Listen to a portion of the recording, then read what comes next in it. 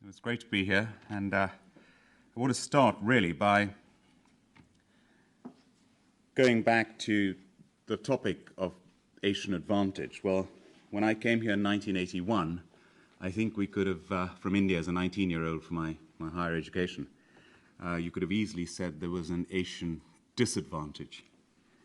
And I was told very clearly by my family and friends in India that you decide to work in England after you finish your studies, forget about getting to the top. You won't be allowed to get to the top because of the glass ceiling. And I remember my firm, which is today Ernst & Young, where I qualified as a chartered accountant, there was one Asian partner in what was then one of the biggest firms in the country, what is still today one of the biggest firms in the world, one. And there were maybe two others in the whole of the UK. And we were told the only Asian partner was only there because he had an English wife.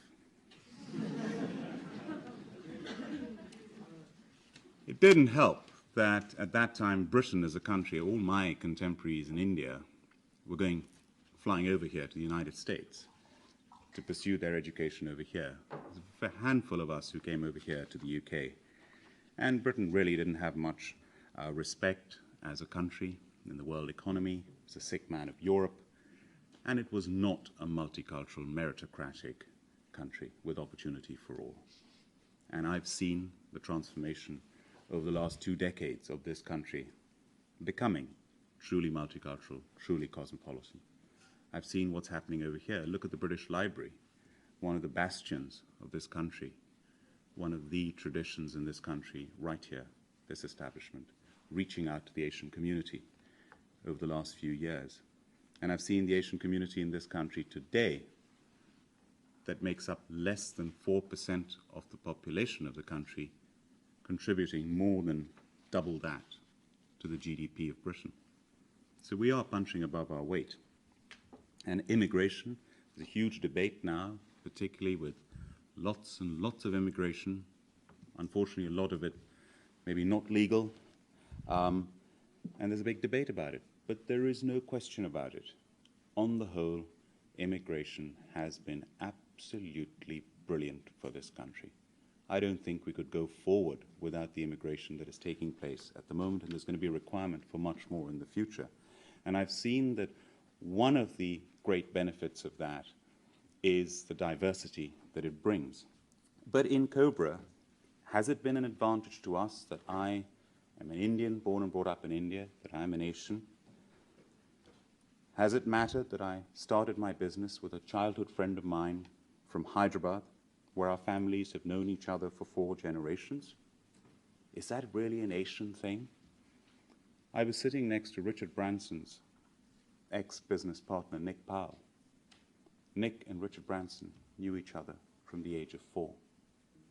Nothing Asian about it. It happens all the time. Mentoring, this term, this great term, mentoring. When I started in business, we talk about family support. My partner's uncle, Uncle Keshav Reddy, was a retired businessman, lived off the Edgware Road, and we would go and see Uncle Keshav every week without fail. And we'd sit in his study and have a cup of coffee with him. And he would say, right, boys, what are your problems? And we had lots of problems, like running out of money all the time. He introduced us to our first bank. He introduced us to Mysore Breweries, who brewed Cobra Beer in Bangalore right at the beginning. And he was our mentor. And without him, we wouldn't be where we are today. Now, that came through a family support. Now, going on to overcoming the credibility gap. We spoke about this earlier on. What is it that gives people the confidence to supply you and finance you and buy from you when nobody knows you, nobody knows your brand? And I call that the credibility gap. And this has come out in the presentations before.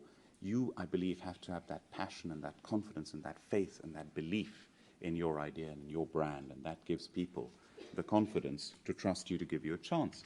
And it is against all odds. We've heard the stories earlier on. In my case, 27 years old when I started, £20,000 of student debt to pay off from having too good a time at Cambridge. I was up against giants. Kingfisher, the biggest Indian beer brand to this day in India, Had already been here for 8 years before we started. The brewery we're brewing with in India said, you don't stand a chance. My family had given up. I mean, we heard about family support. My family? My father was a senior Indian Army general. I had finished my education. What are you doing? All this education. And you're becoming an import-export walla.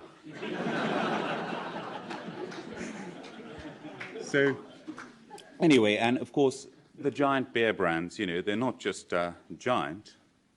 I mean, Stella Artois was founded in the 14th century. Cobra Beer was founded just over 14 years ago. So you know, it was difficult. And people ask me, oh, by the way, are you in England and selling to because there's a big Asian community over here? And I said, do you think my target market is going to be restricted to 1.5 million Indians and just over 2 million Asians? I'll go out of business pretty quickly. They are my customers, but in proportion to the rest of the population. However, there's one very important point, and that is that I want every Asian who drinks to drink Cobra because they are the ambassadors for the brand. And without the support of the Asian community, Cobra Beer wouldn't be where it is today. And it's very much the mentality that if you're walking past a Chinese restaurant and you see lots of Chinese people in the restaurant, you think it must be authentic, it must be good. There is that effect that the Asian community has genuinely, when young Asians in particular drinking the brand, they are ambassadors for our brand, and I'm always very grateful for that. What about my customers? It didn't take me long to realize when I drove around in my battered 2CV out there and door to door, delivering the most expensive ever Indian beer, going to the restaurant owners and saying, best ever Indian beer, extra smooth, less gassy, try it. Sorry, we don't drink. 2/3 of the Indian restaurants are actually owned and run by Bangladeshis. The other 1/3 Pakistanis, Sri Lankans, Nepalese, and Indians. A lot of them, for religious reasons, don't drink. But I learned one of my first lessons in business. They said, it doesn't matter that we don't drink. It's our customers that matter. Leave a couple of bottles. If our customers like it, we'll put in our first order. If our wider customers like it, we'll reorder. And I will never forget that lesson, and I will never forget their support. So, moving swiftly on, people ask me about Asian values, and I think we've covered that. I always summarize it in 3 things: hard work, education, and family. And I've seen, in our Q&A, we can discuss examples of this, where I have seen first-generation Asian businesses that are our customers, family-owned businesses, where they have invested, their priority has been their children's education. Their priority is that they feel their children have got to do better than they've done. And I've seen this in front of my eyes. And I have such faith in the advancement of the Asian community in this country. And I've said it before, and I will say it again. In my lifetime, we will see an Asian as Prime Minister of this country. And I see that happening. Now, to conclude, is there an Asian advantage for a company like Cobra? Yup, we brew in 5 countries around the world today. I'm proud to say, after having stopped brewing in Bangalore in 1997 because of all the problems we're having, quality, consistency, availability, we started brewing in India again last year. First batch we entered in the World Quality Awards from India, won 2 gold medals. This year we entered again, 2 more gold medals again. So India is capable of world-class production and manufacturing. It's not just an outsourcing destination. So our vision at Cobra, we've spoken about vision, is this: to aspire and achieve against all odds with integrity. And really, if we're talking about an Asian advantage, we're talking about an attitude. We're talking about punching above our weight. We're talking about this, which is almost a definition of entrepreneurship: coming up with ideas, wanting to get somewhere with those ideas, always having the odds against you, invariably having limited means, and going out there and making it happen. Thank you very much.